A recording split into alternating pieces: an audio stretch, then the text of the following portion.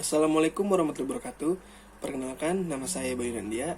Kali ini saya akan menjelaskan mengenai materi mempersiapkan rapat. Rapat merupakan suatu media komunikasi yang diselenggarakan oleh banyak organisasi, baik swasta maupun pemerintah. Rapat merupakan alat untuk mendapatkan mufakat melalui musyawarah kelompok. Di samping juga merupakan media pengambilan keputusan dengan musyawarah untuk mufakat. Rapat terdiri dari dua macam, yaitu rapat formal dan rapat informal. Rapat formal adalah pertemuan yang diselenggarakan setelah peserta rapat mendapatkan pemberitahuan sebelumnya melalui undangan. Pada umumnya, pemberitahuan disertai dengan agenda rapat. Rapat informal adalah pertemuan yang diselenggarakan setelah rapat mendapat panggilan atau pemberitahuan secara langsung. Rapat ini dilaksanakan untuk mendiskusi suatu hal yang terjadi secara mendadak. Untuk itu, hal-hal yang perlu diperhatikan dalam penyelenggaraan rapat sebagai berikut. Yang pertama itu ada melihat tujuan rapat. Perhatikan tujuan atau agenda penyelenggaraan suatu rapat, misalnya untuk memecahkan masalah, membuat sebuah keputusan, atau mengumpulkan informasi.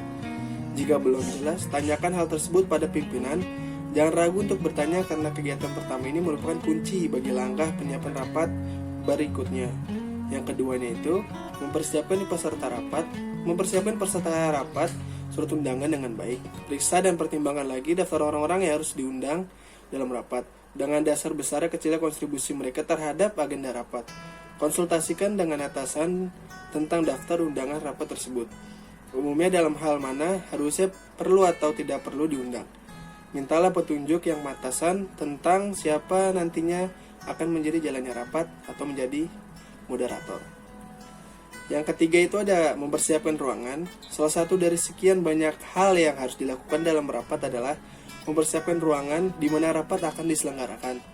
Hal ini harus dilakukan sebelum rapat diselenggarakan dan sebelum undangan dikirim keluar kepada anggota. Lalu yang keempat itu ada membuat daftar acara. Apabila hal yang akan dibicarakan dalam pertemuan yang akan diselenggarakan telah ada, maka acara di dalam suatu pertemuan harus dibuat dan disusun secara sistematis dengan cara membuat suatu pokok-pokok acara garis besar. Tunjuk orang-orang yang akan duduk sebagai moderator bila perlu, serta notulen rapat. Rancang rapat itu sesingkat mungkin dan kalau bisa sebelum makan siang rapat sudah bisa diakhiri untuk menghemat biaya rapat. Yang kelima itu ada mempersiapkan bahan rapat. Bersamaan waktu dengan mempersiapkan undangan kepada para peserta rapat, maka sekretaris harus juga mempersiapkan bahan yang digunakan dalam rapat atau pertemuan yang dimaksud. Bahan-bahan itu dapat berupa acara atau agenda rapat pada waktu itu, hasil rapat yang lalu, kertas-kertas kerja dari peserta yang akan dibahas dan lain-lainnya. Lalu yang keenam itu ada mempersiapkan peralatan rapat.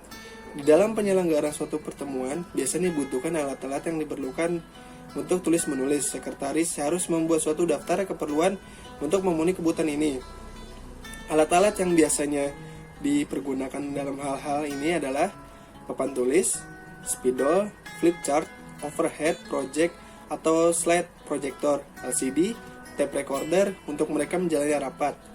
Alat-alat kelengkapan menulis seperti misalnya jepit kertas, klip kertas, perforator, stapler dengan isinya gunting, cutter, peruncing pensil, dan lain-lainnya. Segala sesuatu peralatan tersebut di atas harus telah dipersiapkan oleh sekretaris dan telah tersedia pada rapat dimulai. Membuat notulen atau risalah rapat. Setelah rapat selesai, sebaiknya dibuat notulen atau risalah rapat sebagai alat bantu ingatan atau bukti hasil rapat.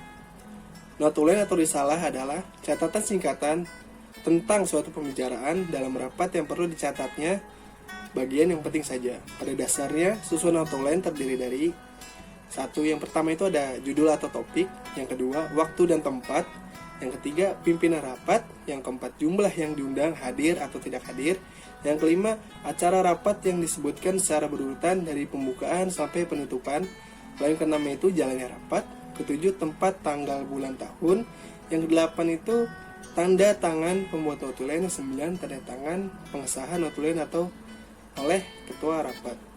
Ya, itu aja, sekian pembahasan tentang mempersiapkan rapat dari saya. Sekian, terima kasih. Wassalamualaikum warahmatullahi wabarakatuh.